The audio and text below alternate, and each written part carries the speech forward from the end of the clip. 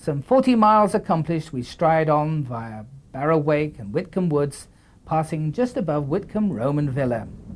This is an excellent spot to admire the great sweeps of the scarps so recently traversed.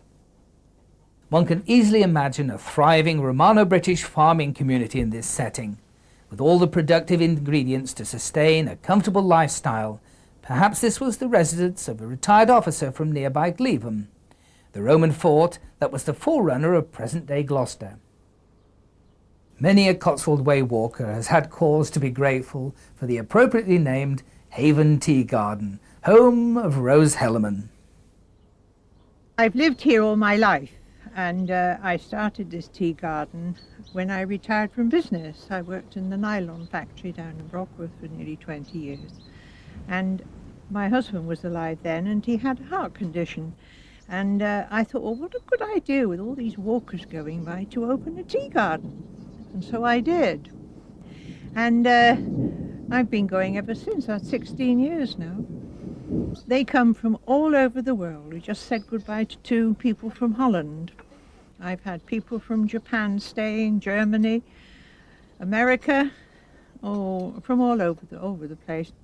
I think the view from here is lovely, and people, by the time they get through the woods, they're a bit tired, and just to sit down and a cup of tea and perhaps a cake or sandwich or something like that is just what they need. Everybody who comes here seems to be very satisfied. I make all my own food. I make scones, homemade scones. I made fruit cakes. I do buttered toast. I can do toasted sandwiches. I only do snacks. I don't cook a proper meal as such, you know. I've got 2 little bedrooms, and I've got 4 people coming in tonight, actually, just for bed and breakfast. We have Cooper's Hill. This is Cooper's Hill, the beginning of Cooper's Hill. And every bank holiday Monday, it's generally at the end of May now, we have a cheese rolling ceremony. And 4 cheeses are rolled. They're 8-pound cheeses. And people tumble down the front of this very steep hill, 1 in 3. I ran down for a cheese during the war. I was about 17 and I came down first, and so I got the prize, which was money in those days. Because it was a wooden cheese that was rolled, the cheese was on ration, you see, there was a little bit of cheese inside, so I had the indignity of going all the way up the front of the hill for the last race. It's very peaceful here. We've got a lot of birds.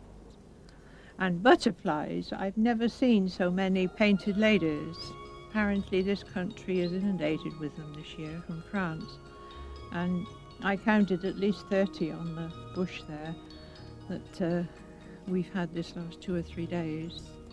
They're peacocks and red admiral and tortoiseshell, and of course the meadow browns. And there were a couple of yellow brimstones the other day. I get classes of school children. In fact, I had a class from Castle Hill School, and there were about 28 children rushing about. I compiled a little treasure hunt for them in the garden, and one of the questions was, what is a painted lady? And one little girl came up and said, is this a lady film star with lipstick and powder on, Mrs. Hellerman? I said, oh no.